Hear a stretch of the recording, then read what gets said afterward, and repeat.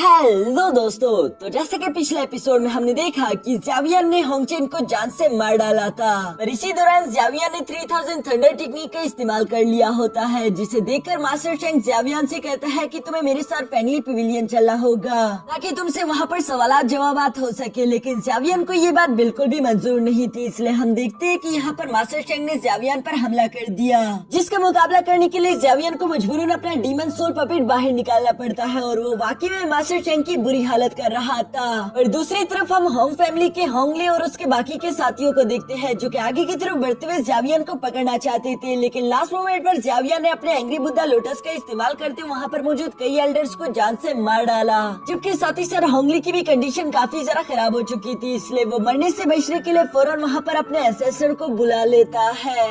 अब आगे तो नेक्स्ट एपिसोड की शुरुआत यहाँ पर बिल्कुल उसी सीन से शुरू होती है जहाँ पर वो एंसेस्टर होंग टियानज़ाओ काफी जरा तेजी के साथ मूव करते और फोन से जावियन के सामने आकर खड़ा हो गया।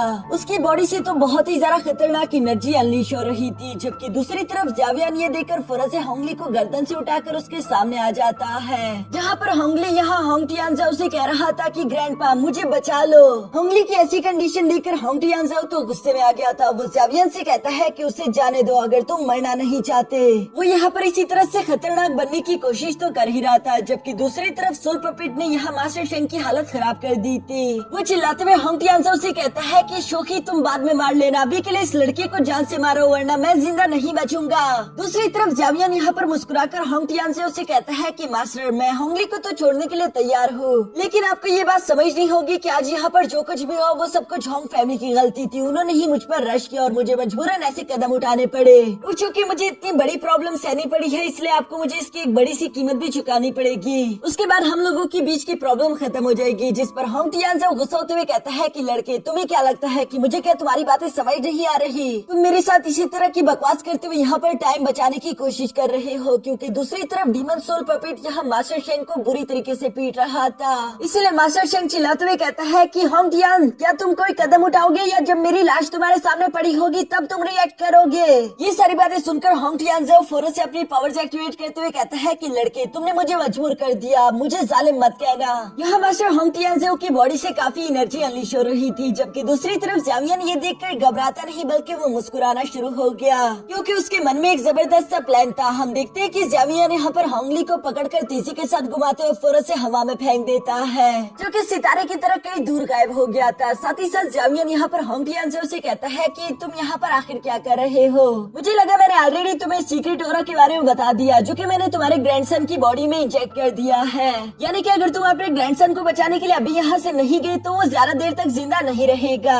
ये सारी बातें सुनकर होंग टियानज़ाओ को तो समझ नहीं आता, बल्कि वो यहाँ जावियन से कहता है कि तुम बहुत बड़े कमीने इंसान हो। ये कहते साथ ही वो फौरन से होंगली के पीछे रवाना हो गया, क्योंकि होंग टियानज़ाओ को यहाँ से जाता हुआ देखकर मास्टर शेंग चिल्लाते हुए कहता है कि और मेरी जान बचाने के लिए तुम क्या करोगे? असल में तुम्हारी होंग फैमिली पर डिपेंड होना ही बेकार है, तुम में से कोई भी वफादार इंसान नहीं। जबकि होंग टियानज़ाओ के यहाँ से जाने के बाद हम देखते हैं कि जावियन ने भी तेजी के साथ मास्टर शेंग के ऊपर आते हुए अपनी सीट एंडिंग सील को एक्टिवेट करते हुए तेजी के साथ मास्टर शेंग पर हमला कर दिया, जिसे ब्लॉक करने के लिए मास्टर शेंग भी अपनी फुल स्ट्रेंथ के साथ सीधे जाकर उस अटैक से टकरा जाते हैं। लेकिन यहाँ पर मास्टर शेंग की एनर्जी ज्यादा थी, इसलिए वो उस अटैक को ब्लॉक करने में कामयाब हो गए, जहाँ पर जावियन को उनका सामना करना पड़ रहा था। दोनों एक दूसरे के काफी ज्यादा करीब थे, पर तभी अचानक जावियन उनके हाथों को तेजी के साथ पकड़ लेता है, क्योंकि पीछे से हम देखते हैं कि डीमन सोल पपेट तेजी के साथ आते हुए मास्टर शेंग पर हमला कर चुका था। और जावियन ने यहाँ पर मास्टर शेंग के हाथों को पकड़ा भी इसीलिए ताकि वो डीमन सोल पपेट के अटैक से खुद को बचा ना पाए। यहाँ पर डीमन सोल पपेट के इस अटैक की वजह से हम देखते हैं कि मास्टर शेंग तो सीधे जाकर नीचे चट्टानों से जा लगता है, जो देखकर हान फैमिली तो काफी ज्यादा सरप्राइज हो गई थी। जबकि दूसरी तरफ जावियन मुस्कुराते हुए कहता है कि तुम्हें क्या लगता है कि तुमसे पहले कभी मैं किसी डोसुंग लेवल वॉरियर से फाइट नहीं कर चुका हूँगा? तुम तो अभी मेरे सामने एक बच्चे हो। ये कहते साथ ही जावियन अपने सोल पपेट को लेकर वहाँ से फौरन रवाना हो गया, जबकि जावियन के जाने के बाद अचानक वहाँ होंग टियान भी वापस पहुँच जाता है, जो कि होंगली की बॉडी को आगे की तरफ फेंकते हुए कहता है कि लड़के तुमने मुझसे झूठ बोला, आखिर तुम्हारी हिम्मत कैसी हुई? क्योंकि होंगली की बॉडी में कोई भी फ्लेम एसेंस मौजूद नहीं। पर तब तक तो जावियन वहाँ से जा चुका था, इसलिए होंगली और भी ज्यादा गुस्सा होते हुए कहता है कि जावियन मैं तुम्हें जिंदा नहीं छोड़ूंगा, एक बार तुम मुझे मिल जाओ, मैं तुम्हारी बॉडी के अंदर मौजूद हर एक बोन को तोड़कर चकनाचूर कर दूंगा। तुम ना जिंदा रहने के काबिल बचोगे, ना मैं तुम्हें मरने दूंगा। जबकि दूसरी तरफ मास्टर शेंग जावियन भी यहाँ पर होश में आते हुए अचानक से अपने हाथ की तरफ देखते हैं जहाँ उनकी स्टोरेज रिंग गायब थी। ये देखकर वो याद करते हैं कि जब लास्ट टाइम वो जावियन का अटैक ब्लॉक कर रही थी तब उसी दौरान जावियन ने उनके हाथ को पकड़ा था और यहाँ इसी मौके का फायदा उठाते हुए जावियन उनकी स्टोरेज रिंग को भी निकाल चुका था। इन सारी बातों की वजह से तो मास्टर चेंग गुस्से से आग बगोला होते हुए कहता है कि जावियन अब तुम नहीं बचोगे, इवन हमारा फैमिली पेविलियन भी तुम्हें दुनिया के अंत तक ढूंढेगा। ये कहते हुए होंगटियान और मास्टर चेंग दोनों ही जावियन को फॉलो करने के लिए उसके पीछे रवाना हो जाते हैं। जबकि इन लोगों को यहाँ से जाते हुए देखकर हांची मुस्कुराते हुए कहता है कि जावियन वाकई में कमाल का है, उसे यहाँ की दो सबसे बड़ी फैमिली से पंगा ले लिया और इसके साथ ही वो यहाँ से जिंदा निकलने में भी कामयाब हो गया। जबकि हांटियान भी यहाँ पर मुस्कुराते हुए कहते हैं कि हाँ, जावियन को मानना पड़ेगा, इस जैसे बहादुर लड़के फ्यूचर में काफी ज्यादा कुछ हासिल कर सकते हैं और मुझे पूरा यकीन है कि जावियन का भी एक दिन बहुत बड़ा नाम होगा। इसके बाद सीन शिफ्ट होकर दूसरी तरफ जावियन पर आ जाता है जो कि सनसेट की तरफ जा रहा था और उसके हाथ में यहाँ मास्टर चेंग की स्टोरेज रिंग भी थी। जावियन तो आज की शाम काफी ज्यादा खुश है क्योंकि उसका जैकपॉट जो निकल चुका था, लेकिन इसके बाद नेक्स्ट डे हम देखते हैं कि मास्टर चेंग और यहाँ होंगटियान अपनी पूरी जान लगाते हुए एक फॉर्मेशन का इस्तेमाल करते हुए जावियन को ट्रैक करने की कोशिश कर रहे थे। यहाँ पर होंगटियान गुस्सा होते हुए कह रहा था कि ये लड़का मेरे हाथों से बचेगा नहीं, इसने मेरी होंग फैमिली के कई सारे एल्डर्स को जान से मार डाला, जबकि साथ ही साथ इसने मेरे ग्रैंडसन को भी बुरी तरीके से इंजर्ड कर दिया है। एक बार वो मेरे हाथ लग जाए मैं उसे ढूंढकर मसल दूंगा। जबकि दूसरी तरफ मास्टर चेंग यहाँ पर अपने स्टोरेज रिंग पर लगे हुए सील मार्क को ट्रैक करने की कोशिश कर रहा था। वो भी गुस्सा होते हुए यही कह रहे थे कि जावियन उनसे बचेगा नहीं, पर अचानक ही वहाँ पर उनकी वो फॉर्मेशन टूट जाती है, जिसे देखकर तो होंगटियान काफी ज्यादा सरप्राइज हो गया और वो यहाँ मास्टर चेंग से सवाल करते हुए पूछता है कि क्या हुआ, जिस पर मास्टर चेंग हैरान होते हुए कहते हैं कि पता नहीं कैसे पर मेरी स्टोरेज रिंग पर लगा हुआ सील मार्क अचानक से ब्रेक हो गया। ये सुनकर तो होंगटियान पूरी तरीके से सरप्राइज हो गया था। वो अपने मन में कहता है कि जावियन तो सिर्फ एक डोहोंग लेवल का वॉरियर है, फिर आखिर उसने किस तरह के ट्रिक का इस्तेमाल करते हुए डोसोंग के बनाए हुए सील मार्क को ब्रेक किया होगा। जबकि दूसरी तरफ मास्टर चेंग गुस्से से पागल होते हुए कह रहे थे कि ये लड़का मेरे हाथों नहीं बचेगा, इसने हद पार कर दी। बेशक अब मैं इसकी एग्जैक्ट लोकेशन तो नहीं ढूंढ सकता, लेकिन चूंकि मैं उसके सोल फॉरबिड के साथ फाइट कर रहा था तो मेरा खून उसके सोल फॉरबिड पर लग चुका है। अपने ब्लड को ट्रैक करने की वजह से हम लोग एग्जैक्टली लोकेशन तो नहीं लेकिन उसके आसपास जरूर पहुंच जाएंगे। चलो होंगटियान, हमें वक्त जाया नहीं करनी चाहिए, हमें अभी के अभी यहाँ से निकलना होगा। जो कहते साथ ही वो दोनों फोनों से जावियन को ट्रैक करने के लिए वहाँ से रवाना हो गए। दूसरी तरफ सीन शिफ्ट होकर यहाँ जावियन पर आ जाता है जो कि एक वैली में बैठकर यहाँ स्टोरेज रिंग पर लगे हुए सोल मार्क को हटाने की कोशिश कर रहा था और अपनी एनर्जी का इस्तेमाल करते हुए आखिरकार वो इस सोल मार्क को डिस्ट्रॉय भी कर देता है, जिसकी वजह से स्टोरेज रिंग के अंदर काफी सारी चीजें निकल कर बाहर आ गयी। इन सब चीजों को देखते हुए जावियन तो बहुत ही ज्यादा खुश हो जाता है, लेकिन यहाँ पर सबसे ज्यादा काम की चीज तो वहाँ पर पड़ा हुआ एक स्क्रोल था, जिस स्क्रोल को देखकर तो जावियन भी काफी ज्यादा खुश हो गया क्योंकि ये स्क्रोल एक 3000 lightning thunder body hardening technique थी। पर दूसरी तरफ जावियन ये भी जानता था कि मास्टर चेंग काफी ज्यादा चालाक है, इसलिए जावियन यहाँ पर खुद उस स्क्रोल को ओपन नहीं करता बल्कि वो वहाँ पर पड़े हुए अपने डीमन सोल पपेट से कहता है कि लो इसे ओपन करो। जबकि वो दिमाग से पैदल डीमन सोल पपेट भला क्या ही सोचने वाला था, इसलिए वो सीधा सीधा यहाँ अपने मास्टर का हुक्म मानते हुए उस सील को ओपन कर देता है। जिस स्क्रोल के सील को एक्टिवेट करते साथ ही अचानक उसके अंदर से काफी ज्यादा थंडर एनर्जी निकलती है और ये उस डीमन सोल पपेट को हिट करते हुए सीधा जाकर चट्टानों पे पड़क चुकी। दूसरी तरफ जावियन ने तो लास्ट मोमेंट पर खुद को बचाने के लिए अपने आसपास एक बैरियर क्रिएट कर लिया था, लेकिन यहाँ इस थंडर एनर्जी से टकराने की वजह से डीमन सोल पपेट तो काफी ज्यादा गुस्सा हो गया। वो नीचे की तरफ आते हुए गुस्से के साथ जावियन को देखकर दूसरी तरफ पलट जाता है, जैसे कि वो जावियन से नाराज हो गया। दूसरी तरफ जावियन भी उसे इग्नोर करते हुए सामने पड़े स्क्रोल को उठा लेता है, जिसे आखिरकार जावियन ने पढ़ना शुरू कर दिया। इस 3000 थंडर बॉडी चेंज टेक्निक को ओपन करते साथ ही अचानक उसके अंदर से एक सोल निकलकर बाहर आ जाती है, जो कि जावियन को इस टेक्निक के बारे में सब कुछ बता रही थी। वो सोल बताती है कि 3000 थंडर बॉडी चेंज टेक्निक एक हेवनली लेवल फाइटिंग स्किल है, जिस मेथड को मास्टर करने के बाद तुम थंडर को अपनी बॉडी की तरह पूरी तरीके से कंडेंस कर पाओगे, यानी कि तुम अपना एक क्लोन क्रिएट कर सकते हो और वो क्लोन बिल्कुल तुम्हारी मेन बॉडी की तरह ही स्ट्रॉन्ग होगा। ये बात तो दोस्तों हम लोग ऑलरेडी जानते हैं कि जावियन अपनी 3000 थंडर टेक्निक का इस्तेमाल करते हुए अपने कई सारे क्लोन्स क्रिएट कर सकता है, पर वो क्लोन्स उसकी मेन बॉडी की तरह स्ट्रॉन्ग नहीं होते क्योंकि वो सिर्फ 1-2 अटैक्स की मदद से ही डिस्ट्रॉय हो जाते थे। लेकिन अगर इस टेक्निक को जावियन ने मास्टर कर लिया तो जावियन की एक दूसरी बॉडी आ जाएगी जो कि बिल्कुल जावियन की तरह ही ताकतवर होगी। ये जानकर तो जावियन बहुत ही ज्यादा एक्साइटेड होते हुए कहता है कि फैमिली पेविलियन के पास ऐसा ट्रेजर होगा, मैंने सोचा नहीं था। दूसरी तरफ वो सोल यहाँ पर जावियन को बताती है कि इस टेक्निक को पूरी तरीके से मास्टर करने के लिए सबसे पहले तुम्हें अपनी 3000 थंडर टेक्निक को हाईएस्ट लेवल पर लेकर जाना होगा।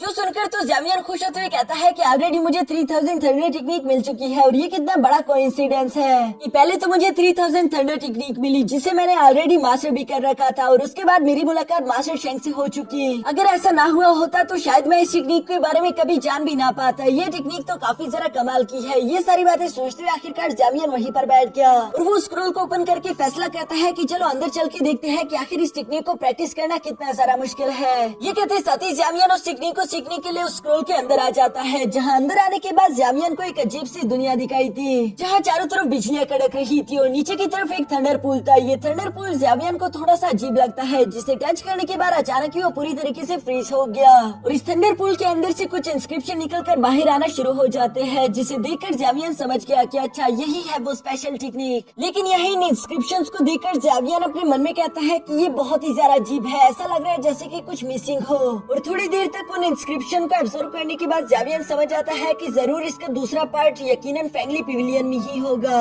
या फिर मैं समझ ही नहीं पा रहा कि आखिर मुझे इस टेक्निक को कल्टीवेट कैसे करना है। जावियन यहाँ पर अभी ये सब सोच ही रहा था और तभी अचानक बाहर कुछ हलचल होना शुरू हो गई, जिसे महसूस करते हुए देखकर जावियन कहता है कि आखिर बाहर क्या हो रहा है। ये कहते हुए जावियन उस स्क्रोल से फौरन यहाँ बाहर आ गया, जहाँ पर जावियन को देखने को मिलता है कि मास्टर शेंग और होंग टियान यहाँ पर पहुँच चुके थे, जिनके साथ होंग फैमिली के कई सारे एल्डर्स भी मौजूद है और वो चारों तरफ पहाड़ियों पर हमला करते हुए तबाही मचा रहे थे, क्योंकि मास्टर शेंग ने अपने ब्लड को महसूस करते हुए ये तो पता लगा लिया था कि जावियन यहीं पर आसपास होगा, लेकिन वो उसकी एग्जैक्ट लोकेशन को नहीं ढूंढ पा रहे। जबकि साथ ही साथ वो गुस्सा होते हुए कह रहा था कि इस बार वो लड़का मेरे सामने आ जाए, मैं उसे इस बार जिंदा नहीं छोड़ूंगा। होंग टियान जियाओ भी यहाँ पर ऊंची आवाज लगाते हुए जावियन से कहता है कि जावियन तुम्हारे पास अभी भी वक्त है, तुम्हारे पास बचने का कोई रास्ता नहीं, फौरन हमारे सामने आ जाओ। जो सारी बातें सुनकर जावियन को अब थोड़ी बहुत फिक्र हो रही थी। वो अपने मन में कहता है कि यहाँ इस वक्त 2 डोजोंग लेवल के वॉरियर्स मौजूद है, इसके अलावा भी वहाँ पर कई तरह के एल्डर्स मौजूद होंगे, मैं इन सबका अकेले सामना करके यहाँ से जिंदा नहीं निकल सकता। जावियन अभी इसी बारे में फिक्रमंद हो ही रहा था, तभी अचानक उसकी रिंग के अंदर से यहाँ मास्टर टियानहाओ की आवाज आती है, जो कि जावियन से कहता है कि ये तो 2 बस मामूली डोजोंग लेवल के मास्टर है, आखिर तुम्हें इनसे इतना ज्यादा डरने की क्या जरूरत, मैं हूँ ना यहाँ पर। जो सुनकर तो जावियन बहुत ही सारा खुश हो गया। जबकि दूसरी तरफ हम देखते हैं कि आखिरकार मास्टर शेंग को एग्जैक्ट लोकेशन मालूम हो गई कि जावियन इस वक्त कहाँ पर है, इसीलिए वो दिल ही दिल में खुश हो रहा था। पर तभी अचानक हम देखते हैं कि जावियन तेजी के साथ टेलीपोर्ट होते हुए इन सब लोगों के पीछे आ गया और वो यहाँ पर इनसे कहता है कि शायद तुम लोग तो मेरे फैन हो चुके हो, पर मैं तुम्हें पहले ही बता दूं मैं काफी जरा बिजी इंसान हूँ और तुम लोग मुझे बिल्कुल पसंद भी नहीं, मुझे इस तरह से फॉलो करना बंद करो, मैं तुम्हें ऑटोग्राफ नहीं देने वाला। मास्टर शेंग को तो उसकी बातें सुनकर गुस्सा आ गया और वो गुस्सा होते हुए कहते हैं लड़के मैं बस इसी मौके का इंतजार कर रहा था कि कब तुम दोबारा मेरे हाथों में आओगे, इस बार मैं तुम्हें जिंदा नहीं छोड़ूंगा और मैं तुम्हें जान से मार डालूंगा ताकि मैं तुम्हें बता सकूं कि मुझे तुमसे कितनी नफरत है। जावियन को भी यहाँ पर उनका ये प्यार बिल्कुल भी पसंद नहीं आता, इसलिए वो कहता है कि ठीक है अगर तुम लोग मरना ही चाहते हो तो मैं तुम्हें नहीं रोकूंगा। ये कहते हुए जावियन ने अपनी डीमन सोल पपेट को बाहर निकाल लिया, जिसे देखकर होंग टियान यहाँ पर जावियन से कहता है कि लड़के तुम्हें क्या लगता है कि तुम्हारा ये मामूली सोल पपेट तुम्हें बचा सकता है? ये सोल पपेट हमारे सामने कुछ भी नहीं, लेकिन दूसरी तरफ मास्टर शेंग तो पहले ही सोल पपेट के हाथों काफी पिटाई खा चुका था, इसलिए वो होंग टियान से कहता है कि मैं सोल पपेट से फाइट नहीं करूंगा बल्कि तुम सोल पपेट से फाइट करना। जबकि होंग टियान को तो पता ही नहीं था कि सोल पपेट आखिर कितना ही ताकतवर होगा, इसलिए वो कहता है कि तुम फिक्र मत करो, इस सोल पपेट को मैं देखता हूँ। ये कहते हुए उसने गुस्से के साथ अपनी तलवार भी बाहर निकाल ली थी और वो आगे की तरफ बढ़ते हुए कहता है कि चलो मास्टर शेंग तुम इस लड़के पर हमला करो और मैं इस सोल पपेट को तब तक खत्म करके आता हूँ। दूसरी तरफ जावियन ने भी यहाँ पर अपने सोल पपेट को हुक्म दे दिया था, जिसकी वजह से हम देखते हैं कि सोल पपेट और यहाँ मास्टर होंग टियान के दरमियान एक जबरदस्त फाइट शुरू हो जाती है। फाइट के शुरू में ही डिमोनिक सोल पपेट ने होंग टियान को बुरी तरीके से पीटना शुरू कर दिया था। होंग टियान चाहे जो भी अटैक इस्तेमाल करे सोल पपेट पर तो उसका कोई असर नहीं होता, इवन की होंग टियान की हैमर भी यहाँ पर सोल पपेट की बॉडी को पेनिट्रेट नहीं कर पा रही थी, जिसे देखकर आखिरकार होंग टियान समझ गया कि आखिर क्यों यहाँ पर मास्टर शेंग इस सोल पपेट के साथ फाइट नहीं करना चाहता था। उसे अब दिल ही दिल में मास्टर शेंग पर गुस्सा आ रहा है, जबकि दूसरी तरफ मास्टर शेंग खुश होते हुए जावियन को धमकी दे रहा था कि अब तुम अगर यहाँ से भागना भी चाहो तब भी तुम भाग नहीं पाओगे, क्योंकि मैं ऐसा होने ही नहीं दूंगा। ये कहते साथ ही मास्टर शेंग अपने होंग फैमिली के सारे एल्डर्स को आगे की तरफ भेजते हुए जावियन पर हमला करने के लिए बोलते हैं। जहाँ इतने सारे एल्डर्स आगे की तरफ बढ़ते हुए जावियन पर हमला करने के लिए आ ही रहे थे, लेकिन लास्ट मोमेंट पर अचानक यहाँ पर एक ऑरेंज फ्लेम समन हो गई, जिसकी की सारी एनर्जी जावियन की बॉडी में एंटर हो रही है। ये देखकर तो वो सब लोग ही हैरान हो गए, जबकि असल में ये एनर्जी किसी और की नहीं बल्कि मास्टर टियानहाओ की थी। इसी वजह से जावियन की पावर्स अचानक से बूस्ट होकर एक 8 स्टार डोजोंग लेवल के वॉरियर्स की बन चुकी थी, जिसकी वजह से उसकी बॉडी से निकलने वाली कुछ एनर्जी वहाँ पर मौजूद सारे एल्डर्स को बिखेर कर रख देती है। इवन के मास्टर शेंग भी ये देखकर काफी सारा घबरा चुका था। वो हैरान होते हुए कहता है कि ये बिल्कुल इम्पॉसिबल है, अभी ये कुछ सेकंड्स पहले एक डोहोंग लेवल का वॉरियर था, अचानक ये 8 स्टार डोजोंग लेवल पर कैसे पहुँच गया? यहाँ डोजोंग लेवल में पेनिट्रेट करने की वजह से जावियन जावियन के विंग्स गायब हो चुके थे। वो हवा में एक डोसोंग लेवल के वॉरियर्स की तरह फ्लोट कर पा रहा था। साथ ही साथ वो अपने मास्टर का शुक्रिया भी अदा करता है। जबकि जावियन की बॉडी से निकलने वाली सारी एनर्जी को दूसरी तरफ होंग टियान भी महसूस करके कहता है कि आखिर ये टेरिबल एनर्जी कहाँ से आ रही है। उसने तो कभी सोचा भी नहीं था कि जावियन इतना सारा ताकतवर भी हो सकता है। दूसरी तरफ हानजोई और हानियुई भी इसी मोमेंट पर अपने ग्रैंडफादर के साथ वहाँ पर जावियन को बचाने के लिए आ चुकी थी। वो लोग चाहते थे कि वो लोग जावियन को जल्द से जल्द यहाँ से बचाकर निकल जाए, क्योंकि होंग फैमिली किसी भी लम्हे यहाँ पर आ सकती थी। वो लोगों को ये बात भी अच्छे से मालूम थी अगर वो सबके सामने यहाँ पर जावियन की मदद करने की कोशिश करेंगे तो उनकी दुश्मनी और ज्यादा बढ़ जाएगी। इसलिए वो लोग सिर्फ चुपके छुपाते ही जावियन की मदद करना चाहते थे। लेकिन जैसे ही वो लोग देखते हैं कि यहाँ पर ऑलरेडी फाइट शुरू होगी और होंग फैमिली का होंग टियान और मास्टर शेंग यहाँ पर पहुँच चुके हैं, तो उन्हें लगा कि शायद उन लोगों के लिए देर हो चुकी है। अब वो जावियन को शायद ना बचा पाए। और असल में दूसरी तरफ बचाने की जरूरत तो यहाँ मास्टर शेंग और होंग टियान से को थी,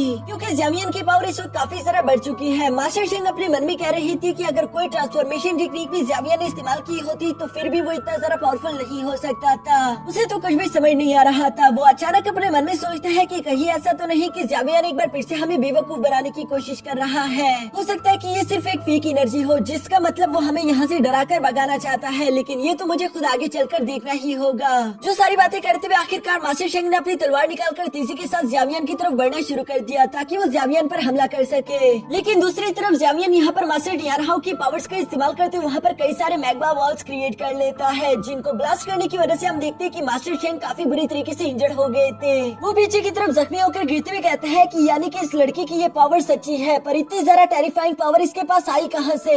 जबकि दूसरी तरफ जावियन रुकता नहीं, बल्कि उसने एक साथ वहाँ पर और कई सारे मैग्मा वॉल्स क्रिएट कर लिए थे और वो इन्हें मास्टर शेंग के पीछे रवाना कर देता है। मास्टर शेंग यहाँ पर जितना हो सके वो खुद को बचाने की अपनी पूरी कोशिश कर रहे थे, लेकिन वहाँ पर उन मैग्मा बॉल्स की दरार इतनी ज्यादा थी कि मास्टर शेंग को भी डिफिकल्टी होने लगी। दूसरी तरफ डीमन सोल पपेट ने यहाँ पर मास्टर होंग टियान को भी मार मार कर उसकी हालत काफी ज्यादा खराब कर दी थी। वो उसे जोर से पटकते हुए जमीन पर ले आता है, जहाँ वो गहरी गहरी सांसें लेते हुए जख्मी हालत में यहाँ मास्टर शेंग की तरफ देखते हुए बोलता है कि इसकी भी कंडीशन ज्यादा बेहतर नहीं है।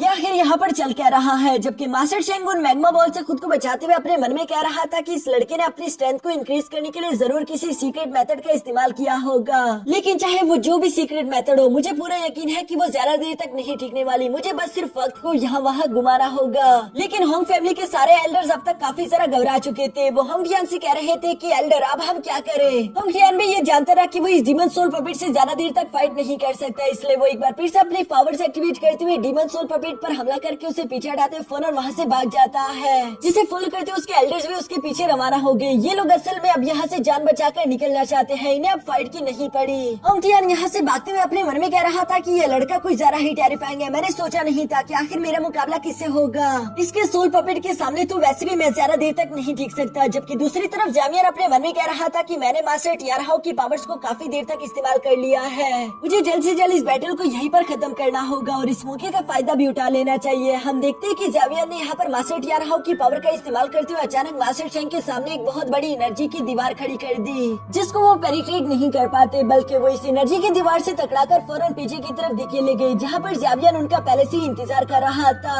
जावियन मास्टर टियानहाओ की सारी एनर्जी को अपने एक पंच में रेडी कर लेता है, जिसकी वजह से यहाँ पर हम देखते हैं कि वो पंच जैसे जैसे आगे की तरफ बढ़ता जा रहा था, space time crack portals open हो रहे थे, जिससे ये बात साबित होती है कि ये पंच काफी ज्यादा डेडली होगा। जावियन इस पंच का इस्तेमाल करते हुए तेजी के साथ आगे की तरफ बढ़ते हुए मास्टर शेंग पर हमला करने के लिए बढ़ जाता है, जिसे रोकने के लिए मास्टर शेंग ने भी अपनी कुछ स्पिरिचुअल सोल टेक्निक का इस्तेमाल करने की कोशिश की, लेकिन वो इस पंच के सामने टिक नहीं पाते। और ये पंच जैसे ही आके मास्टर शेंग को हिट करता है, उनके मुंह से खून निकल आया। वो अंदर से काफी बुरी तरीके से इंजर्ड हो चुके थे। साथ ही इस पंच के इफेक्ट के कारण वो एक बार फिर से उड़ते हुए पीछे शील्ड से जाकर टकरा गए, जहाँ से वो नीचे की तरफ गिरने लगते हैं। जबकि दूसरी तरफ जावियन रुकता नहीं, बल्कि वो एक बार फिर से अपने पंच को रेडी करते हुए मास्टर शेंग पर हमला करने के लिए आ रहा था, जो देखकर मास्टर शेंग जावियन के सामने अपनी जान की भीख मांगते हुए कहते हैं कि जावियन प्लीज मुझे बख्श दो, मैं तुम्हारा गुलाम बनने के लिए भी तैयार हूँ, प्लीज मुझे जिंदा छोड़ दो। जबकि ये कहते हुए मास्टर शेंग ने अपने पीछे कुछ स्फेरिकल बॉम्ब तैयार कर लिए थे। वो यहाँ जावियन के साथ चालाकी करने वाला था, जिसे वो जावियन की तरफ तेजी के साथ थ्रो करते वहाँ पर एक बहुत बड़ा ब्लास्ट करवा देता है।